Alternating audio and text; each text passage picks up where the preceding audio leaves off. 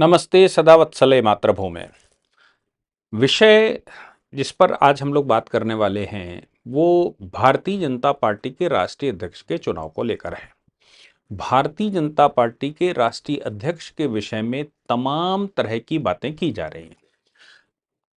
Parliament के अंदर भी बात करेगी। अखिलेश यादव ने जब कह दिया कि आप अपना राष्ट्रीय अध्यक्ष नहीं चुन पा रहे हैं, इतना समय हो गया है, तो उसी समय अमित शाह जी ने जवाब दिया था कि मैं लिखकर दे सकता हूं कि अगले 25 वर्ष तक समाजवादी पार्टी का राष्ट्रीय अध्यक्ष आप ही होंगे, जाओ मैंने लिखकर दे दिया। लेकिन भारतीय जनता पार्टी जिसमें करोड़ों कार्यकर्ता है, नीचे जिले से चुनकर और केंद्र तक आता है, इसलिए उनमें समय लगना स्वाभाविक है, क्योंकि हमारे यहाँ हमको नहीं मालूम है कि अगला अध्यक्ष कौन होगा और अगला उत्तराधिकारी कौन होगा, क्योंकि ये व्यक्तिवादी पार्टी नहीं है, ये तत्ववादी पार्टी है। अब ये शब्द अमित शाह जी भी और मोदी जी भी कई बार इस्तेमाल कर चुके हैं कि भारतीय जनता पार्टी व्यक्तिवादी पार्टी नहीं है, भारतीय जनता पार्टी तत्ववादी पार्टी है, सिद्धांत पर चलने वाली है। कोई भी सर्वोच्च नेता भारतीय जनता पार्टी में अगर है और वो सिद्धांत से भटकता है तो ये मानकर चलिए कि वो भारतीय जनता पार्टी में आगे नहीं रहेगा। समय लग सकता है, उसका उत्कृष्ट इलस्ट्रेशन मुझे कहने का अधिकार नहीं है, लेकिन जो समाज में कहा जाता उत्कृष्ट इलस्ट्रेशन मनी अडवाणी जी हैं। वो जिन्ना की मजार पर चादर चढ़ाकर आए थे। जिन्ना को हम भारत विभाजन का खलनायक मानते हैं और जिन्ना को हजारों लाखों हिंदुओं का कत्ल करने वाला व्यक्ति मानते हैं। जिन्ना की मजार पर चादर चढ़ाना यानी कि आइडियोलॉजी के साथ कंप्रोमाइज करना, जबकि उस समय मनी अडवाणी जी भारतीय जनता पार्टी के सर्वोच्च नेता था, सर्वमान्य नेता थे, जिन्होंने पार्टी के लिए इतना कुछ किया है कि अभी तक इतना कंट्रीब्यूशन किसी का मुझे दिखता नहीं है जितना अटल जी का, अडवाणी जी का, दीनदयाल उपाध्याय जी का, बलराज मधोक जी का। और जो जो योगदान है वो योगदान अभी भी पार्टी में इतने बड़े स्तर पर पार्टी दुनिया में काम करती है, लेकिन अभी तक दिखा नहीं है। मैं आज की सत्ता की बात नहीं कर रहा हूं, सत्ता अलग चीज है, पार्टी के साथ काम करना अलग चीज है। ये दो अलग अलग विषय हैं। पार्टी को चलाना और पार्टी चलाने के बाद सत्ता हासिल करना और सत्ता पर किसी व्यक्ति को विराजमान कर देना, वो निश्चित रूप से हमारे बीच में से जो सर्वोच्च प्राथमिकता का विषय रहता है और सर्वोच्च सिद्धांतवादी और कैपेबल योग्य व्यक्ति को बिठाती है पार्टी, इसमें कोई शक नहीं। लेकिन जो जो बयान लगातार चल रहे थे कि भारतीय जनता पार्टी अपने अध्यक्ष को इसलिए नहीं चुन पा रही कि राष्ट्रीय स्वयंसेवक संघ बीच में पड़ रहा है या राष्ट्रीय स्वयंसेवक संघ से सहमति नहीं बन पा रही, ये कोई आज से नहीं चल रहा, पिछले 2 वर्ष से चल रहा है। बयान इनके बीच में लगातार आते हैं। भारतीय जनता पार्टी के संरक्षक कह लीजिए या समन्वयक राष्ट्रीय स्वयंसेवक संघ की तरफ से सह सरकारवा रहते हैं, जो इस समय माननीय अरुण कुमार जी हैं। माननीय अरुण कुमार जी का एबीपी न्यूज पर स्टेटमेंट भी आ गया। इसके अतिरिक्त उनके एक आध ही स्टेटमेंट आए। वो जनरली स्टेटमेंट देने पर विश्वास नहीं करते हैं, काम करने पर चूंकि संघ विश्वास करता है, इसलिए स्टेटमेंट सामान्यतः संघ के जो अधिकारी वर्ग है या जो स्वयंसेवक हैं उनके बयान आते दिखते नहीं है कभी, क्योंकि संघ काम सिर्फ और सिर्फ काम करने पर विश्वास करता है, संघ बयान देने पर विश्वास नहीं करता। यहां तक कि संघ को कटघरे में खड़ा करके जो उनके खिलाफ स्टेटमेंट दिए जाते हैं उसकी भी शुद्धि नहीं करता। संघ के पास बाकायदा एक प्रचार विभाग है, लेकिन वो प्रचार विभाग भी सिर्फ अपने प्रचार के लिए है, ना कि किसी की बात का खंडन करने के लिए। और अगर कोई ऐसी बात होती तो अपने कार्य के द्वारा उसका खंडन करती है। यही कारण है कि पिछले 100 वर्ष से राष्ट्रीय स्वयंसेवक संघ पिछले 100 वर्ष से राष्ट्रीय स्वयंसेवक संघ 1 इंच भी चलने के बाद पीछे नहीं हटा। जो निर्णय लिया वो किया, उसका चाहे कोई परिणाम भुगतना पड़ा हो। मैं आपको बताऊं, 1967 में भारतीय जनता पार्टी, उस समय जनसंघ हुआ करती थी, बलराज मधोक जी राष्ट्रीय अध्यक्ष हुआ करते थे और बलराज मधोक जी के नेतृत्व में दिल्ली में 7 में से 6 सीटें थी। मैं बात कर रहा हूं 1967 की। दिल्ली में 7 में से 6 सीटें थी और पूरे देश में जहां तक मुझे याद है 37 सीटें हुआ करती थी। आप सोचिए कि एक नई पार्टी जिसने अपना बेस अभी बनाया भी नहीं था, 1951 में उसकी स्थापना हुई और 1967 का चुनाव हुआ और 1951-52 के पहले चुनाव में भी 4 सीटें जनसंघ के पास थीं। श्यामा प्रसाद मुखर्जी जी की हत्या कर दी गई थी। दीनदयाल उपाध्याय जी और बाकी लोग उस पार्टी को चला रहे थे। 67 में जिसने 35 सीटें दिलवाई हों और उस समय संघ देश की बड़ी पार्टियों में काउंट होने लगी हो, जनसंघ, उस समय बलराज मधोक, उस समय का जो 1971-72 का जो या 73 का चुनाव जहां तक मुझे याद है, उसमें बलराज मधोक जी को ये लगने लगा था, ऐसा लोग कहते हैं कि दीनदयाल उपाध्याय जी की असमय मृत्यु होने के बाद बलराज मधोक जी को लगने लगा था कि उनसे ही पार्टी चलती, क्योंकि किसी को भी कोई भी नुहुस बन सकता है। महाराजा नुहुस की कहानी मैं आपको सुनाऊंगा कि पूजनीय सरसंघ चालक जी ने महाराजा नुहुस की कहानी एक सुनाई थी कि नुहुस मत बनिए। मुझे याद है काशी की बैठक थी, संगठन मंत्रियों की बैठक थी, मैं भी उस बैठक में मौजूद था। सरसंघ चालक ने उन संगठन मंत्रियों को, जो कि पार्टियां और तमाम संगठन चलाते हैं, उनको ये निर्देश दिया था कि महाराजा नुहुस मत बन जाइए। महाराजा नुहुस की कहानी उन्होंने पूरी सुनाई थी, क्योंकि इंद्र जब छुप गए तो महाराजा नुहुस को ब्रह्मा जी ने इंद्र की घोषणा कर दी थी। इंद्र बनने के बाद उनको ये एहसास हो गया था कि वही दुनिया में सर्वश्रेष्ठ हैं, और उनके सर्वश्रेष्ठ होने की वजह से उन्हें स्वर्ग में बहुत कुछ उथल पुथल किया, उन्होंने देवताओं के साथ बहुत कुछ उथल पुथल किया, और उन्होंने यहाँ तक कि ऋषियों के साथ भी बहुत उथल पुथल किया, और यहाँ तक कि दुर्वासा ऋषि को उन्होंने इस अहंकार में कि वो नुहुस हैं और वो दुनिया के सर्वश्रेष्ठ राजा हैं, इसलिए उनको राजा घोषित किया गया है, उन्होंने दुर्वासा ऋषि का अपमान कर दिया था। दुर्वासा ऋषि ने उनको सर्प योनि में जाने का वरदान, वो श्राप दे दिया, और फिर वो सर्प रूप में, यक्ष रूप में रहे, और ये कहा गया कि जब तुम्हारे सभी सवालों का और सब कुछ ठीक जो तुम्हारे अनुसार हो जाएगा, तब तुम पुनः मनुष्य रूप में, देव मनुष्य रूप में आओगे। युधिष्ठिर ने जब उनके सवालों के जवाब दिए, तब यक्ष पुनः लौटकर वापस आए थे। तो महाराजा नुहुस, यानी कि कोई भी व्यक्ति अपने आप को नुहुस समझ सकता है। संघ का एक नियम है, पूज्य सरसंघ चालक, और आज के नहीं, कई सरसंघ चालक पहले भी कर चुके हैं, कि हमारे लिए हर व्यक्ति महत्वपूर्ण है, हमारे लिए हर व्यक्ति उपयोगी है, लेकिन हमारे लिए अपरिहार्य कोई नहीं है। अपरिहार्य मतलब हम व्यक्तिवादी नहीं हैं, हम तत्ववादी हैं। इसलिए अगर किसी की फॉलोइंग लाइन बहुत बड़ी बन गई हो, किसी को ये एहसास हो जाए कि वो उसकी वजह से पार्टी चल रही है, देश चल रहा है, समस्या सब कुछ चल रहा है, तो ऐसे व्यक्ति का संघ के किसी भी संगठन में कोई स्थान नहीं है। संघ खुलकर सामने नहीं आता। संघ पॉलिटिकल फील्ड में भारतीय जनता पार्टी के माध्यम से काम करता है, हिंदुत्व की फील्ड में विश्व हिंदू परिषद, हिंदू जागरण मंच के माध्यम से काम करता है, युवाओं के बीच में वो विद्यार्थी परिषद और बजरंग दल के माध्यम से काम करता है। ऐसे मजदूरों के बीच में मजदूर संघ, विद्यार्थियों के बीच में, या मैं कहूं कि युवा शिक्षा के मामले में वो विद्या भारती के रूप में काम करता है। प्रतिनिधि संस्थाएं बहुत सारी हैं जिनके माध्यम से संघ काम करता है, लेकिन संघ स्वयं एक यूनिवर्सिटी है, संघ स्वयं एक विचार है, इसलिए वो शाखा लगाता है, शाखा बढ़ाता है, और प्रशिक्षण कार्यकर्ताओं को देता है। वो प्रशिक्षित कार्यकर्ता भारतीय जनता पार्टी में अगर जाएगा तो वो अटल बिहारी वाजपेयी की तरह, हीरे की तरह खुलकर आएगा। भारतीय जनता पार्टी में मोदी जी की तरह खुलकर आएगा। भारतीय जनता पार्टी में दीनदयाल उपाध्याय जी के साथ के रूप में निकल कर आएगा।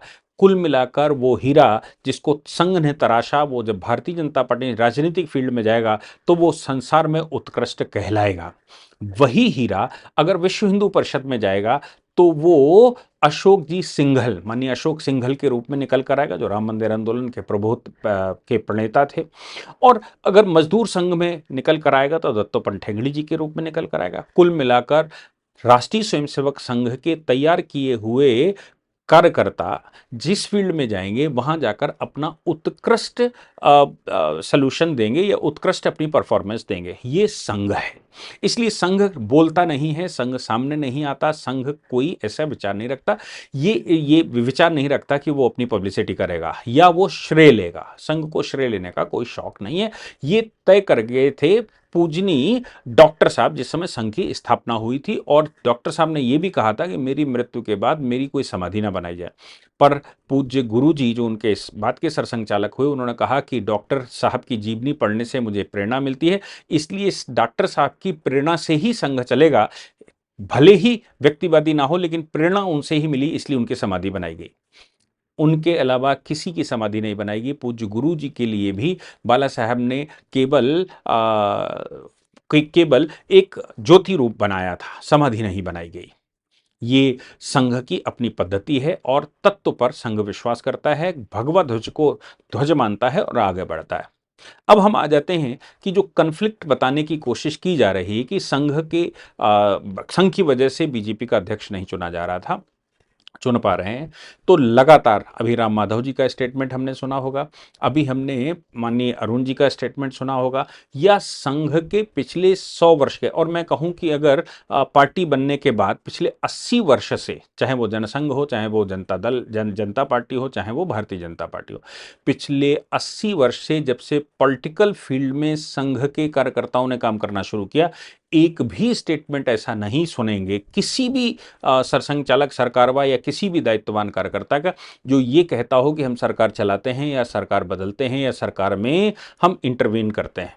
ये संघ की पद्धतियों में नहीं है। इसलिए अभी जो बयान आ रहे हैं, उन बयानों में भी लगातार कोई पूछता है तो वो यही कहते हैं कि संघ का कोई इंटरवेंशन बीजेपी के कार्यों में नहीं है। हाँ, सैद्धांतिक रूप से जो बड़े फैसले होते हैं, चूंकि संघ के स्वयंसेवक ही भारतीय जनता पार्टी में भी काम करते हैं, इसलिए संघ के स्वयंसेवक लगातार संपर्क में रहते हैं और यहां से जो उनको दिशा मिल सकती है उस दिशा के अनुरूप काम करते हैं। ये बात पूजनी सरसंघ चालक जी ने, मुझे याद है मैं उस बैठक में भी था, पूजनी सरसंघ चालक जी ने एक सोनीपत में कार्यक्रम था, सोनीपत या पानीपत में कार्यक्रम था, मुझे सही से याद नहीं, मेरे ख्याल से सोनीपत में था। सोनीपत में किसी ने उनसे पूछ दिया तो उन्होंने साफ तौर पर जवाब दिया था। उन्होंने जवाब ये दिया था कि देखिए, संघ कैसे चलता है इसका अनुभव मुझे भी नहीं है, मैं काम करता हूं, मैं केवल कार्य करता हूं। और लगातार ये बात कही थी कि हम कहीं कोई इंटरवीन नहीं करते, बड़े निर्णयों में हम सलाह दे सकते हैं, और अगर राहुल गांधी या कांग्रेस हमसे कुछ प्रचारक मांगती है, स्वयंसेवक मांगती है, तो हम उनको भी देने को तैयार हैं। केवल भारतीय जनता पार्टी को देंगे ऐसा नहीं है, उनको भी अगर आवश्यकता हो तो उनको भी दिया जा सकता है। हम तो कार्यकर्ता का प्रशिक्षण करते हैं, आप उसको एम्प्लॉयमेंट दे सकते हैं, अपने यहाँ काम करवा सकते हैं तो करवाइए, लेकिन वो हमारी यूनिवर्सिटी से, हमारे यहाँ से तैयार है, तो ये सोचना पड़ेगा कि आप उसको झेल पाएंगे कि नहीं झेल पाएंगे। अब ये कहा जा रहा है कि संघ ने सरेंडर कर दिया, एक बयान में किसी का सुन रहा था, संघ ने सरेंडर कर दिया और ये बड़ा अच्छा कर दिया। मैं मानता हूं, अगर ये बात कही जा रही है कि संघ ने सरेंडर कर दिया, या ये कह दिया है कि जो 20 सदस्यीय कमेटी बैठती है, या फिर माननीय मोदी जी उस पर निर्णय करेंगे, मोदी जी को फ्री हैंड दे दिया, तो इसको सरेंडर नहीं कहा जाता। इसका मतलब यह होता है कि संघ, जो पेरेंट ऑर्गेनाइजेशन है भारतीय जनता पार्टी की, संघ और भाजपा ने मिलकर निर्णय कर लिया है। कभी भी संघ कोई भी निर्णय में अगर उससे कुछ पूछा भी जाता है तो जो पूछने वाला व्यक्ति है वही घोषणा करता है। संघ कभी नहीं बताता कि हमने क्या निर्णय किया है या हमारी सलाह क्या गई है। संघ कहता है कि हमारी वार्ता हो गई है, अब जो संगठन चाहेगा वो बात करेगा और हमारा कोई रोल उसमें नहीं होता है, वो उनका रोल है। अगर ये कहा जा रहा है कि मोदी जी को फ्री हैंड दे दिया गया है कि राष्ट्रीय अध्यक्ष वो अपने हिसाब से, जो कमेटी 20 सदस्यीय कमेटी बनती है और नीचे जिले से लेकर ऊपर तक के चुनाव होकर आते हैं, उन चुनाव के बाद प्रदेशों के चुनाव होते हैं और प्रदेशों के चुनाव के बाद राष्ट्रीय चुनाव होता है, तो उस चुनाव में मोदी जी नाम प्रपोज कर सकते हैं। वैसे तो चुनाव का विषय है सिद्धांतता, लेकिन फिर भी सर्वोच्च नेता प्रपोज करते हैं। अगर मैं मानकर चलूं, सरसंघ चालक, पूजनीय सरसंघ चालक, सरकारवा, सह सरकारवा, किसी ने भी, या वो कमेटी जो बैठी उसने अगर नाम प्रपोज भी कर दिया होगा तो भी अपने मुंह से वो कभी घोषणा नहीं करते। वो सदैव से जो घोषणा होगी वो भारतीय जनता पार्टी ही करेगी। मैं आपको उसका एक इलस्ट्रेशन बताता हूं। एक इलस्ट्रेशन ये था कि राजनाथ जी राष्ट्रीय अध्यक्ष बने, संघ से, ऐसा लोग कहते हैं, कुछ लोगों ने उस पर बयान दिया है, मेरी कुछ लोगों से बात हुई, उन्होंने भी बताया कि राजनाथ जी सरसंघ चालक से मिलने गए, संघ ने तय किया कि माननीय मोदी जी को राष्ट्रीय पटल पर लाया जाए। उस समय की जो भारतीय जनता पार्टी की केंद्र की टीम थी वो मोदी जी को हजम करने को तैयार नहीं थी, क्योंकि प्रदेश के नेता थे वो और राष्ट्रीय टोली में आने, लेकिन संघ था जिसने राजनाथ जी को ऐसा कहा था या तय हो गया था। जब वहां बैठक हुई तो अडवाणी जी वहां पहुंचे नहीं थे बैठक में। अडवाणी जी बैठक में नहीं पहुंचे तो बाकी सदस्यों ने कहा कि दिल्ली चलकर घोषणा करेंगे और वहां अडवाणी जी की उपस्थिति में करेंगे, जो भी तय हुआ। राजनाथ जी बाहर आए, ऐसा कहते हैं, उन्होंने बात की और बात करने के बाद इधर से जो बात गई, उन्होंने कहा कि जो तय करके आए हो वो अगर घोषित करके आओगे तो हमारे पास आना, हमसे बात करना, न अन्यथा क्या है, निर्णय हो चुका है। राजनाथ जी ऐसा कहते हैं कि राजनाथ जी अंदर गए ही नहीं और बाहर से उन्होंने घोषणा कर दी। देखिए ये सारे एजम्पशन हैं, मैंने जो सुना है इसका कोई पुख्ता सबूत किसी के पास नहीं, कोई क्लेम नहीं कर सकता कि भाई ये बात सत्य है। लेकिन पॉलिटिकल फील्ड में जो मैं जितनी समझ रखता हूं संघ, भारतीय जनता पार्टी और संघ के संगठनों के विषय में और देश की राजनीति के विषय में, उतनी अक्ल जितनी मेरी छोटी बुद्धि है उसके अनुसार ये बयान, ये बात मैं बताने की कोशिश कर रहा हूं। तो राजनाथ जी ने अंदर जाने की बजाय लौटकर, जब उन्होंने बात कर ली, अंदर चूंकि तय नहीं हो पा रहा था, बाहर उन्होंने संघ से पूछा, संघ के वरिष्ठ कार्यकर्ताओं से, तो उन्होंने कहा, जब जवाब मिला कि भाई जो तय करके गए वो घोषणा करना तो हमारे पास आना, क्योंकि राजनाथ जी चाहते थे कि जो यहां पर हुआ हो उसके विषय में वो संघ से बात कर सके। लेकिन यहां से जो जवाब गया था वो ये गया था कि जब अगर तय करके गए हो वो हो जाए तो आना है, नहीं तो क्या करने आना। ऐसा कहते हैं कि राजनाथ जी अंदर गए ही नहीं और उन्होंने मीडिया को कहा कि पार्लियामेंट्री बोर्ड ने तय कर लिया है कि मोदी जी पार्लियामेंट्री बोर्ड में होंगे और मोदी जी नेतृत्व करेंगे, और बात खत्म हो गई, क्योंकि राष्ट्रीय अध्यक्ष ने घोषणा करी। संघ इस लेवल पर भी अपनी वीटो का इस्तेमाल कभी कभी करता है और सलाह देता है, करना आप नहीं है तो। कभी संघ ने यह नहीं कहा कि राजनाथ जी को मैंने क्या कहा था, कभी संघ ने यह नहीं कहा कि मोदी जी को राष्ट्रीय पटल पर लाने के लिए संघ ने अपनी वीटो कितनी लगाई थी और किस स्तर पर लगाई थी। संघ ऐसे विचार नहीं रखता। मोदी जी चूंकि संघ के प्रचारक हैं और अटल जी प्रचारक थे, मोदी जी प्रचारक हैं, प्रचारक ही संघ को सही से समझता भी है कि संघ की वर्किंग क्या है। अभी मोदी जी का एक बयान आया था, उसमें भी मोदी जी ने खुद ही कहा, कोई किसी यूट्यूब चैनल को वो इंटरव्यू दे रहे थे, उसमें उन्होंने कहा कि संघ का योगदान बहुत है, संघ की वर्किंग अलग तरीके से है, संघ के लोग वो हैं जो अपना घर जीवन बार छोड़कर काम करते हैं और वो केवल राष्ट्र प्रथम की भावना से काम करते हैं। ये मोदी जी के अपने बयान है और उन्होंने साथ में कहा संघ को समझ पाना इतना आसान नहीं है, क्योंकि संघ पॉलिटिक्स का अड्डा नहीं है। संघ केवल और केवल काम करता है, उनसे कुछ पूछ लिया जाए तो उन्हें सलाह दे देते हैं और जो निर्णय करना है वो संघ अपने इंडिविजुअली निर्णय करता है, किसी के निर्णय से संघ पर प्रभाव नहीं पड़ता। संघ ये भी नहीं कहता कि भारतीय जनता पार्टी में कितने कार्यकर्ता हैं जो संघ से प्रेरणा लेकर काम करते हैं। लगभग 90% या 95%, जो बाकी इधर उधर पार्टियों से आए उनको छोड़ दीजिए, 90% कार्यकर्ता ऐसे होते हैं जो संघ की प्रेरणा से ही काम करते हैं। और एक बात जो कही गई कि संघ के अधिकारियों में शक्ति नहीं होती, स्वयंसेवक में, इसमें कोई शक नहीं कि स्वयंसेवक में शक्ति होती, लेकिन याद रखने की बात है कि संघ में डिसिप्लिन इतना है कि एक छोटा सा 10 साल का बच्चा पूरी शाखा में अगर वो दक्ष आरंभ करवाता है, यानी कि वो वहां पर शाखा लगाता है, तो उसकी आज्ञा को ही मानना पड़ता है, भले ही पूज्य सरसंघ चालक उस गढ़ में क्यों ना खड़े हों। सरसंघ चालक भी जिस समय मुख्य शिक्षक जो आज्ञा दे रहा होगा, वो 10 साल का बच्चा, उसको ही मानना पड़ेगा। ये संघ का डिसिप्लिन है। जूते कैसे रखने हैं, चप्पल कैसे रखने हैं, वार्ता कैसे करनी है, या फिर किसी कार्यक्रम में लाखों कार्यकर्ता होने के बावजूद पुलिस प्रशासन की जरूरत नहीं पड़ती और कभी जाम और भीड़ भी नहीं लगती, उसका कारण संघ का डिसिप्लिन है। आप सोचिए, संघ का कोई भी अधिकारी कभी कुछ कहता नहीं है, लेकिन अगर वो इशारा कर दे तो संघ का कोई भी कार्यकर्ता, एक छोटा 10 साल का बच्चा भी उस निर्णय से विरत नहीं हो सकता, ये मान लीजिए। लेकिन ये जो सब कुछ चल रहा है, जिसके विषय में मैंने कहा कि अगर कोई कह रहा है, ये कहने की कोशिश हो रही कि संघ ने सरेंडर कर दिया, तो इसका मतलब ये होता है कि राष्ट्रीय स्वयंसेवक संघ ने राष्ट्रीय अध्यक्ष के पद के लिए रास्ता क्लियर कर दिया है और सहमति बन गई है। सहमति बन गई है मतलब अगर कोई बात होनी थी तो उधर से भी इशारा हो गया होगा, पेरेंट ऑर्गेनाइजेशन से बात हो गई होगी, तभी मोदी जी को अधिकार के रूप में ये कहा गया होगा कि मोदी जी ही निर्णय करेंगे, मोदी जी ही आगे बढ़ेंगे, जो उनका निर्णय है वो हमको सबको स्वीकार है, वो आगे चलेगा। इसको सरेंडर नहीं कहते, इसको समन्वय कहते हैं, और वो समन्वय के अनुसार किसी एक व्यक्ति की नियुक्ति या उसको उसको दायित्व दिया जाता है या उसके ऊपर छोड़ दिया जाता है कि वो व्यक्ति ही अब घोषणा करेगा। लेकिन संघ और बीजेपी, संघ के जो परिवार हैं, क्योंकि सब जानते हैं कि बीजेपी की शक्ति कहां है, संघ के अनुषांगिक संगठनों सहित संघ के संगठन में है, क्योंकि संघ एक ऐसी ऑर्गेनाइजेशन है जिसके पास बड़े संगठन हैं और करोड़ों कार्यकर्ता हैं। बीजेपी के कार्यकर्ता भी संघ के ही कार्यकर्ता कहे जाते हैं और बाकी संगठनों के कार्यकर्ता भी संघ के ही कार्यकर्ता कहे जाते हैं।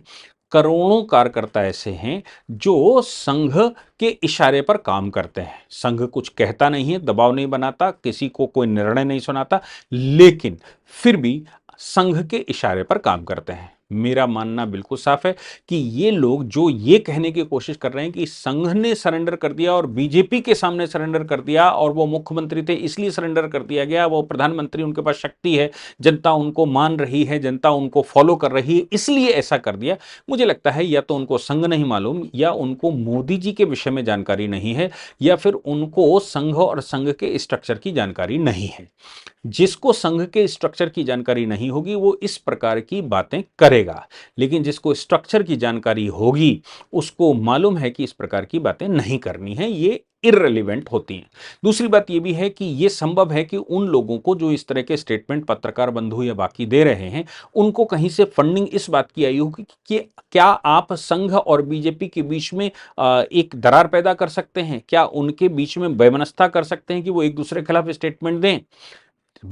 लेकिन वो ये नहीं जानते हैं कि ना तो संघ को स्टेटमेंट देने वाला है और ना ही भारतीय जनता पार्टी को स्टेटमेंट देने वाली है, क्योंकि परिवार के अंदर निर्णय बंद कमरे में होते हैं, उस कमरे के बाहर सूंघ भी निकल कर नहीं आती, यानी कि उसकी स्मेल भी नहीं आती, जो मैं समझ पाया हूं अभी तक।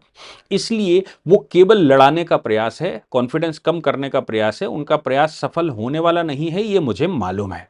उनकी फंडिंग भी कहीं से हो रही होगी ताकि वो इस तरह के स्टेटमेंट दें। हाँ, वो सामान्य लोग जिनको ये नहीं मालूम, वो 10-20 लाख लोग जरूर उनको सुनेंगे और उनमें से कई 1,000 लोग उनको अप्रिशिएट भी करेंगे, जिनको ना तो संघ मालूम है, ना भारतीय जनता पार्टी मालूम है, ना संघ के आनुषंगिक संगठनों के विषय में, ना संघ के स्ट्रक्चर के विषय में जानकारी है।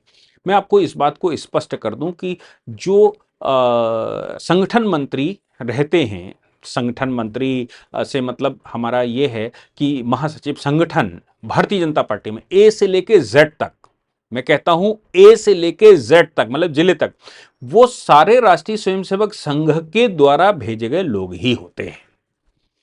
चाहे वो मोदी जी हों, चाहे वो बीएल संतोष जी हों, चाहे पीछे रामलाल जी रहे हों, या कोई भी राज्य में जो आपको दिखता है, वो सब संघ के वो कार्यकर्ता होते हैं जिनको संघ भेजता है।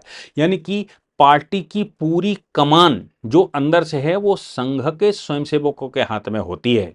बाकी पार्टी में वोटर्स और बाकी लोग आते जाते रहते हैं, लेकिन संघ की जो कोर कमान है, जो पार्टी की कोर कमान है, वो संघ के हाथ में ही रहती है। इसलिए ये कह देना कि संघ ने सरेंडर कर दिया तो क्या प्रचारक भेजना बंद कर दिया, संघ ने सरेंडर कर दिया तो क्या संघ अब मोदी जी के साथ बात करना बंद कर देगी, या संघ कोई वैमनस्यता पैदा कर देगा, ऐसा कभी नहीं होता। 100 साल के संघ के इतिहास में कभी नहीं सुना होगा कि संघ ने अपने किसी आनुषंगिक संगठन के लिए कोई दुर्विचार रखा हो, या कोई स्टेटमेंट भी गलत दिया हो, या कोई दुर्विचार रखते हुए काम किया हो, क्योंकि संगठन मंत्री तो वहां संघ से ही जाया हुआ व्यक्ति होता है।